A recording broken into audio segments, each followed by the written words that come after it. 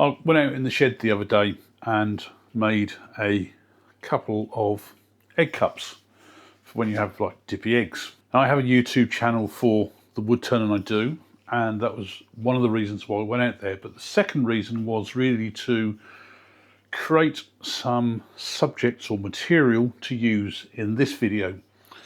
And the reason I want to do this video is that I want to try and take pictures of the final items that are made to be used in the other channel video. So I suppose it's a collaboration of myself between my two channels, where I've made something for this video which the contents of this video have got to be used in the other video, if that makes sense. Normally when I make items for my wood turning channel, when I've finished them like this, I'll usually take some images to put at the end of the video. If I'm feeling lazy, I'll usually just sit these on the lathe and take a picture in the shed, or alternatively I'll put them on a piece of plywood, so again they look fairly natural in their surroundings. If I want to be a bit more, I suppose, clinical, doing more of a product image, then I will usually come inside and I've got this effectively like light box to take the images in. And I will usually just place them in there. It comes with a couple of these lights. They're actually the same bulbs as I've got, just not so bright or white as I've got here in the kitchen. So they're a standard like LED bulb, and you can usually place these around. And if I switch these lights off here, hopefully you'll see now I've got quite a gentle light with some sort of very, very light shadows on there. And it's really, you can therefore adjust these around as you like, direct lighting through the edge, through the top, more or less put them where you want. So I'm going to take a picture first of all with my phone, which is what I normally do in this situation, and then we can compare that throughout the whole sort of like video of what I'm doing. So I'll usually just frame this up, zoom it in slightly, and straight away there I've got a fairly basic image that shows the two egg cups I've made. And to be honest, that would probably be one of the images I'd normally stick at the end of the video. These light boxes are really, really good, and they're certainly good value for their money if you want to have a very sort of small area for controlled lighting. This particular one is 60 centimeters by 60 centimeters by 60 centimeters, so it's an overall cube. It will actually totally fold up and flat pack, very much like you would do with a 5-in-1 reflector. Also, this front cover that you can put on as well with a slit on it, so that if you're photographing something that's highly reflective, or you're worried about the light coming in from the front, then at least you've got that slit that you can actually just poke the camera lens through. Inside here, I've got a white background. These come with 4 backgrounds: the white, a black, a red, and a blue. Now, the reason why I never fold this down anymore is when you open up one of these backgrounds, when you fold them away, straight away you can hopefully probably see on here all the creases, and they are impossible to get out at short notice. The white one here, I spent probably about 20-30 minutes with a steam iron getting all the creases out, and ever since I've done that, it's always just been left in this, just set up, and I'll close this up and just go and shove it in the spare bedroom. I've just had a look on eBay for the price of these. They don't actually come with the lights no more. The 2 lights I've got came with this kit that I bought. Now, these sell for the 60 centimeter cube like this, with the 4 backdrops, for around about 15 to 20 pounds. So they're really, really cheap. What I've done here, I've just used the white sheet out of that cube, and I've just used what is more of the like nylon side, and as you can see, it's not 100% crease free. Got my Godox V1 Pro flash gun here. nothing on the front of it, so it's going to be direct light, and it's around about 45 degrees from the front here. And I've already metered this out, so I'm shooting at f11, 1/200 of a second on my flash sync speed, and ISO 100.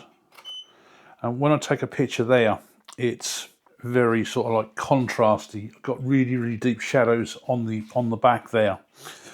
So the first thing I'm going to try is bring in a reflector, and I'm going to use the silver side on a 5-in-1 reflector. So I've got the silver side of a reflector on there. Now hopefully that's going to bring back a little bit of light on there. And if I compare that, the shadows have certainly become lighter, but they are still very dark. So I think one other thing I'm going to try as well, which I have done before, is these barn doors. So I'm going to leave everything the same, except I just close those barn doors down a bit. And that's really given a different sort of effect there. So the other thing I'm going to try as well, which I'm going to take everything off, is with the snoot.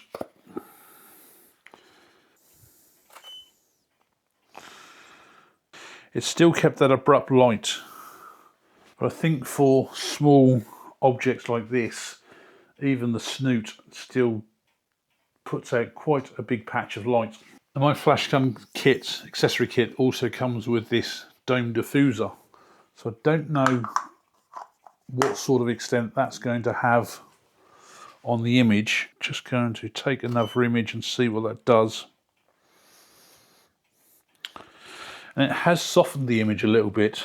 The shadows are not quite so bold as you'd expect. I've gone back to my softbox with the grid on. Probably don't really need the grid on at the moment. I've had to put the flash up to full power now to still be able to shoot at f11 on here.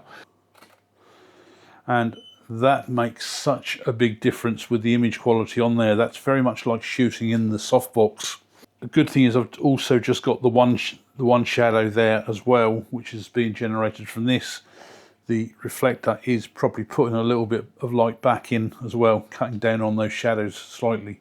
So I've got nice soft lighting there now, which is quite nice. Not really dramatic, but I may well try something a bit later on. And the first thing, obviously, stick a prop in them to maybe make them look a bit what they're supposed to be for.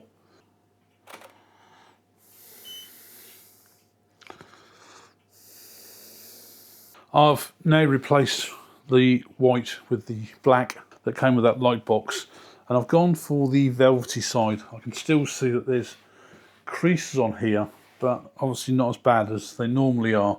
So I'm just going to use a similar sort of setup again, just to rearrange these. And that really does make a massive difference. Having that black background as a backdrop on there, to me, really makes these stand out. I've changed things around now, so I'm still using my softbox here with the grid. Still got my Godox V1 Pro in there running at full power. Kept the black fabric side of the background, and fortunately the creases are not showing up, and got the eggs there on the cup. My reflector I was using to bounce some light back in on the side, I've turned around and using the black side as a background. It's just about big enough for what I want. I have got my studio flashlight there. I've stuck a red gel on the front that's currently running at quarter power on a standard reflector with a 20-degree grid in it. And if I take the picture as it is, hopefully you'll see that it comes out like this. It's quite dramatic. It got that nice red background. I don't mind the creases now. I've had to move the background back because then it's just softened the creases off, which has given it a bit of texture. But I've got those shadows on the front left. Now if I hold this reflector up on the side here when I take the image, it does really soften off all of those shadows.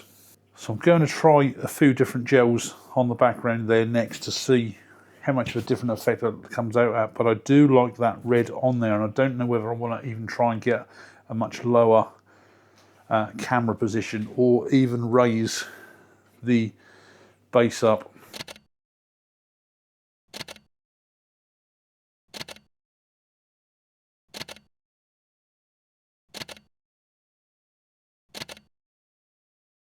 I've just gone through all the various coloured gels I've got, and I think it's just mixed results. It's probably hard to see on either the phone or the camera, but I think it's the more very dominant colours like the reds, the blues, possibly the greens that really stand out nicely. I mean, when I get it on the computer, it might be totally different. I've just tried to play around with a bit of smoke stroke steam in the background as well. So I've flipped that backlight around, pointing back at the back of the scene rather than at the background, and just blew smoke behind the eggs, so that then the backlight with the red gel on it has actually illuminated all the back in a different way.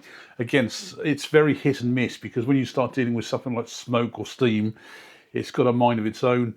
The slightest breeze or change anything anywhere will just change it every single time, and even as you blow it through, it's just constantly changing.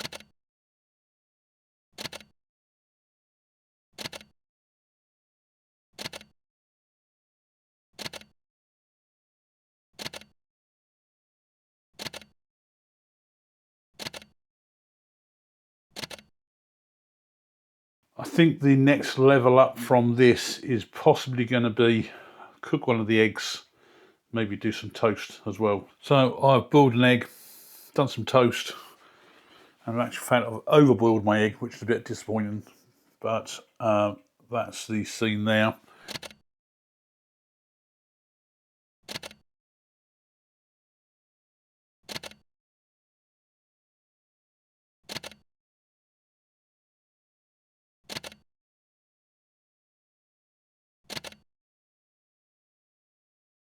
Rather annoying, overcooked my egg, but I've got to say, really did enjoy this, and hopefully you'll see the difference in the images from that plain white image with the light box. It does its job perfectly. It means I could get the phone out, two very simple basic lights, and I could get a decent image of the actual items themselves. That's fine where you just want to show the product on its own, but I wanted to go that little bit step further and try and do something a little bit different with the egg cups. And again, following the same sort of processes with the white, I soon found that the black just seemed a lot more dramatic. It did show these off in a lot kinder way, whereas the white just didn't really seem right. And bringing in this second light with the grid and the gels on it to colour the background, I just thought just added that little extra to it as well. And if you want to see me making these egg cups and my other channel, I will put a link down below in the description. Hopefully there'll be a link to it at the end of the video as well. Let me know what you think on this. I'm in a limited space here in the kitchen, so I'm literally moving lights around as I go around to change things as well, so that's taking quite a bit of time to deal with. But it just goes to show, with a small amount of space, probably 6 foot by 6 foot, that I've got everything set up in here with lights, a background which is a 5-in-1 reflector, the big light softbox on there as well with the grid, and even a studio light in here as well. And I think it's worked out quite well. Thanks a lot for watching.